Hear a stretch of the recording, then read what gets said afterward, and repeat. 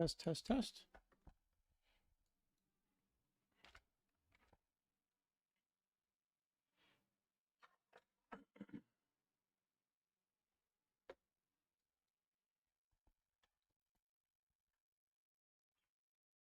Test.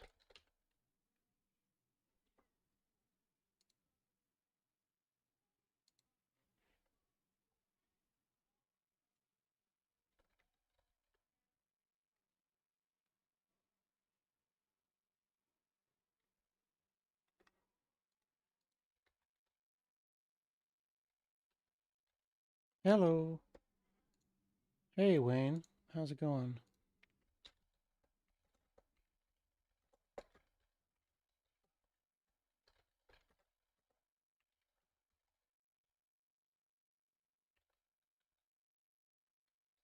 Give me 1 second. I'm just tweeting that I'm doing this. This will be a short one. Just an update on what's going on.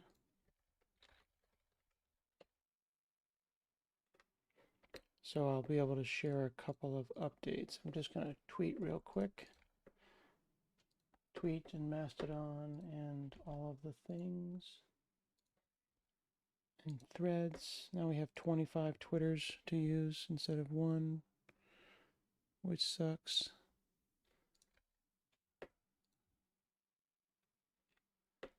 All right, cool. So at this point, it's me and Wayne, because Wayne, you were so helpful last time, part 5. Can you still hear me and see me?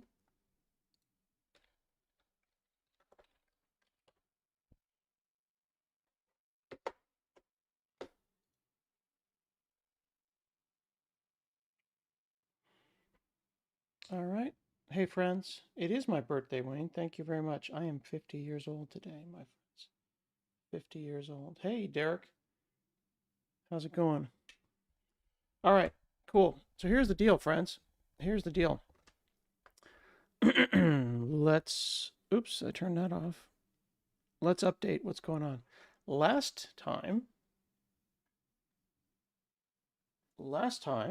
on the show, I was working on this Apple computer build. So what we're doing here is we're building an Apple One computer from a kit, from Smarty Kit.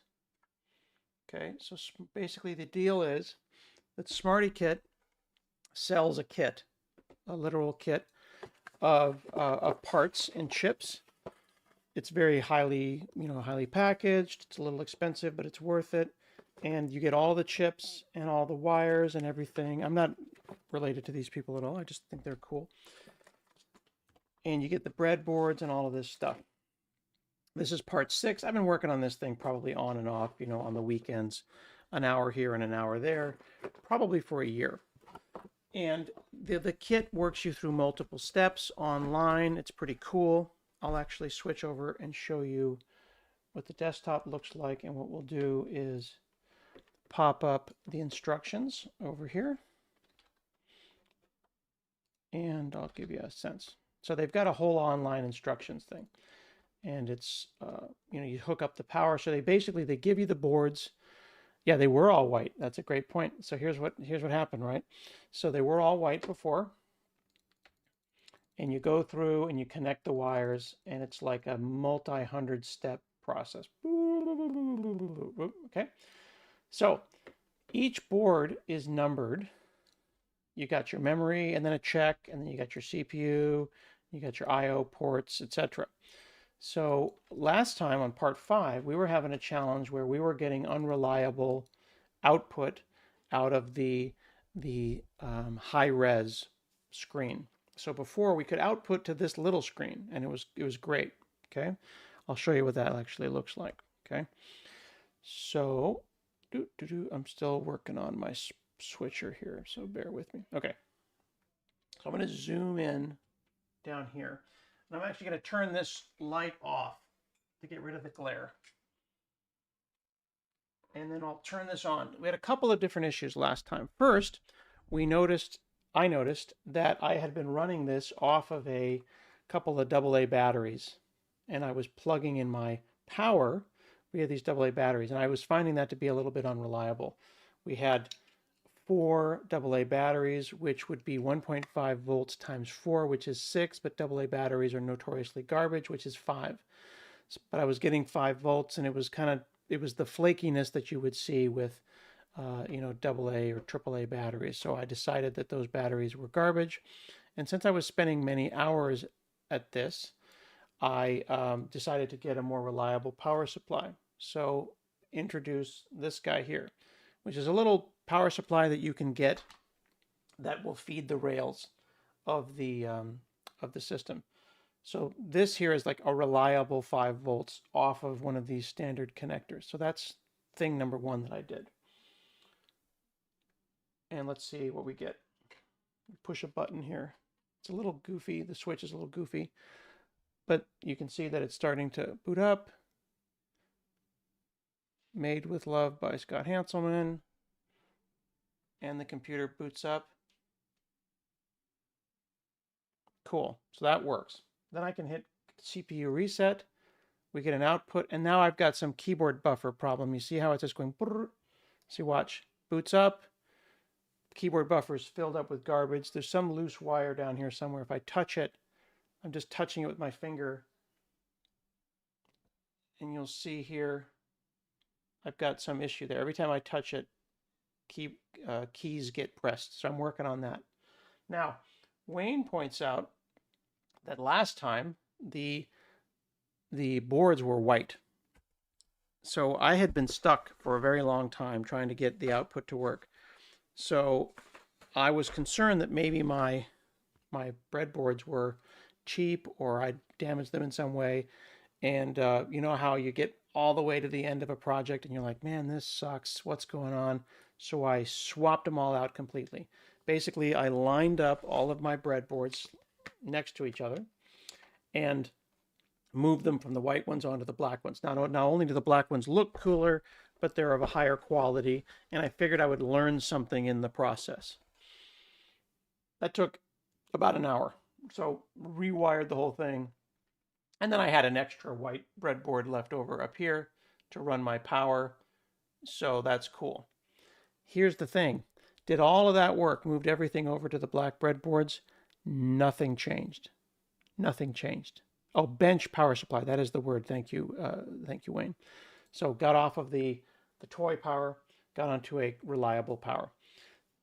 Moved everything over to the black breadboards, which looks cooler, accomplishing jack squat. Did not work. Did not work at all. Then I went onto the Discord of this, the very, very kind folks on the Discord helped me out here.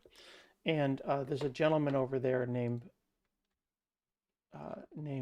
Graham, who's been walking me through a couple of ideas.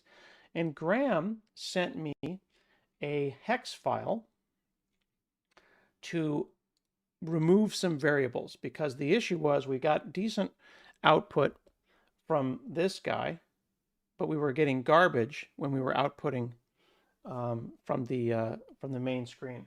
So he sent me, and I'll actually show you that. I'm going to take 2 wires out here. I've just removed the 2 wires that talk to the high-res screen. And he said, well, I'll give you a hex file that just outputs test. So let me show you this. This is going to be a little flashy, so I'll warn you all ahead of time. So this is output you're seeing from the Apple computer itself. Okay, look at that. See how we get test? That's a little cut off. I'm not really sure why. It might be a PAL issue. It might be a number of things. What I'm doing is I'm using a adapter here to go from RCA. If you all remember these RCA connectors from your Super Nintendo, that's plugged into the yellow. We have yellow for video, left and right for audio. So there's my my video, and then I've got here going into HDMI. So this is a powered adapter, and I use that for like my Super Nintendo. So that was a step to make sure I get some output. And then the way I'm outputting it to you all right now is with a little cheap adapter, a little USB adapter. Where's another one? I've actually got 2 of these. Here's one. So this is one of these little $15 capture cards, and it goes from HDMI to USB. So RCA to HDMI to USB, and that is allowing me to then do this. So that is output from from Graham's test that he made for me, which was very kind of him. How did we do that though? Well, the high-res video chip is right here. It's an Atmega chip, and that is sitting up here. So what happens is it outputs video to the video controller, which comes out on the tiny screen, and then these two wires here are doing I2C over to this Atmega, which is effectively an Arduino. So this is effectively an Arduino. So how can I flash this? There's two ways to do it. Because all the source code for this Apple I machine is up on GitHub. I could get an Arduino board like this, okay? And I could go and put, some Arduinos have a socketed place for the Atmega.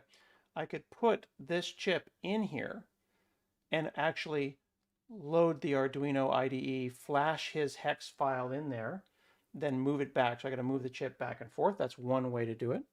Okay, so that's way number one. The second way is with what's called an FTDI. And again, correct me if I'm getting any of this wrong in the chat. And an FTDI would let me go from USB serial to one of these guys. And then every one of the Smarty kits includes one of these little boards that looks like this. And you can basically at the top go like this and then flash these guys. So that's another way. Now the way that I decided to do it was with one of these guys, which is a TL866 chip flasher. So I got a pair of, this is not very, don't do this at home. This is actually a fingernail clipper. And the fingernail clipper has one of these, which happens to be the exact width of a chip. So I'm just going to go left and right and left and right and pull that chip right out of there. Okay. Then I put the chip into the programmer. Okay, I want to make sure all of my legs of my chip are not bent. You mess around with these chips too long and you'll bend them. Okay, I'm just looking here. I'm making sure that I get that correct. Okay, like this. So you bend it down. Okay, now we'll switch over here. And then what we've got is this chip programmer. And the chip programmer lets me go and take that hex file from Graham or the hex file from the source code of this project. Now remember, all of this project is available on the Smarty Kit website and in their instructions. And then there's a GitHub for their Apple stuff. It's Apple, where is it? GitHub, Smarty Kit. Here. So down here in the controllers, drivers, high-res video source, they've got all the source for that stuff. And then under here, you've got your fonts and you've got your SBC video hex. So there's two ways to do it. Again, I could open the Arduino project like this. I can see it. Now here's where we got stuck last time. Now Wayne was here when we did this. Wayne helped out. Serial programmer. Thank you, Wayne. So Wayne helped me out with this, but it turns out that what we couldn't figure out last time, and this is something that is not in the instructions for the Smarty Kit, but Graham in the chat helped me out. Look at that. That's why we weren't getting any output. Remember at the very end of our last video, we were just sitting there blinking. Turns out that we were not outputting at all. So we never could have gotten it to work because the basic terminal, which is supposed to then output to the high res, did not have that defined. Okay, never could have gotten that working. But I put it into the Arduino, I compiled it, and I flashed it. So that was step one. That was the thing that we were missing from the end of the last one there where Wayne was. Okay, so it was not enabled. So basic was working great, it wasn't enabled. So we set terminal, it outputs to the main. Now, what we ended up seeing though was this, which is really interesting. It's reversed cutoff and split. We were seeing reversed output. And that's very strange. So what I ended up doing, you can't really see it here, so I'll bring it up instead over here, was this bus between the video module and the shift register was reversed. Now, it wasn't reversed in my work. I actually did this correctly. Turns out, through some debugging and some guessing, that the shift register board that I received was a couple years old and was reversed. So I got it to work by switching all of those and reversing them. Not reversing literally like that, but like making 0 to 0 and 0 to 1, instead going 0 to 7, and I flipped it all over. When I figured that out, I swapped out that board for the newer board that the Smarty Kit apparently had sent me and I'd forgotten. And that got his stuff to work. That flashing then worked. So that's cool. So we are in a better place now. We're in a better place now. So now I'm going to go back to here and I'm going to put these back on, these two wires. And we should see it working, but the buffer is still flowing. The buffer's still kind of overflowing. So that's kind of where I'm at now. Sorry, I'm going to put my head over here. So what we're going to do is we're going to hook up the little two wires. This is the I2C wires from here to here. And there's one here. Sorry, I'm going to need to turn this light back on, which is going to make it hard for you all to see, but it's going to make it easier for me to see. One here and one here. And this is sending ASCII. There we go. That's sending ASCII from the video controller down here up to the high-res controller and then out here. So if this works, this works.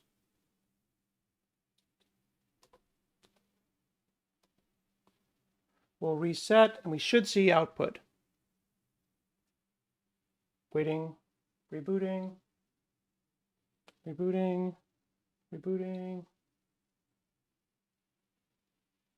There you go. Cool. Now, we're seeing it, but you can see there you go. So we've got our output, but then we've got that keyboard buffer flowing there somehow at the bottom. So that'll be my next thing that I'm going to go and figure out. But we do have it posting. You see it says post OK, V1.0. I don't know if that flashing is a part of this video converter or if it's an issue on the board somewhere, but it's still pretty freaking cool that we got that working. And you can see that it's mirrored. So you see right here, let me turn that light off. One sec. I'm pushing the CPU reset button. Post, you see it's posting. It's outputting the alphabet. And now we've just got an issue with our keyboard buffer. And if I touch it, I've got some issue here because you can see I'm putting my finger there. Putting my finger here. Loose wire somewhere. But pretty freaking cool. So that's the update from the last one. My goodness, that's stressful.